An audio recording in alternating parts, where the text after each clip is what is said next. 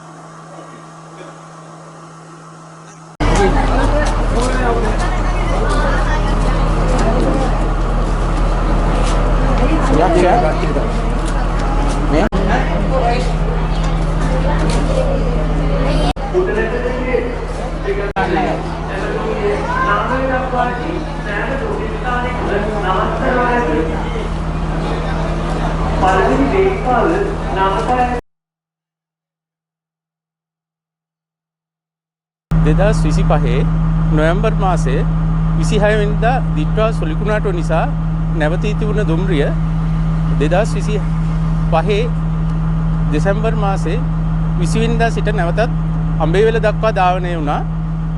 අද දින සිට සතුටින් කියන්න පුළුවන් නානුවේ දක්වා දුම්රිය ධාවනය ආරම්භ වෙනවා. බදුල්ලෙන් උදෑසන 9ටත් සවස 3ටත් දුම්රිය දෙකක් ධාවනය වෙනවා. ඒ හා සමගාමීව නානුවේ දුම්රිය ස්ථානයෙන් උදෑසන 9ටත් සවස 2:00ටත් බදුල්ල දක්වා දුම්රිය දෙකක් ධාවනය වෙනවා.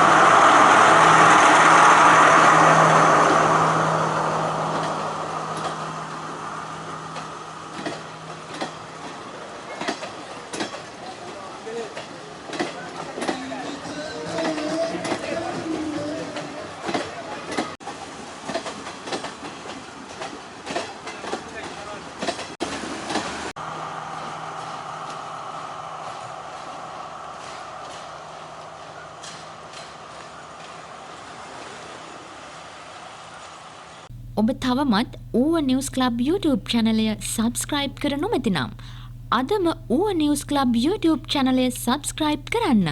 ඌව නිවුස් ක්ලබ් නිවුස්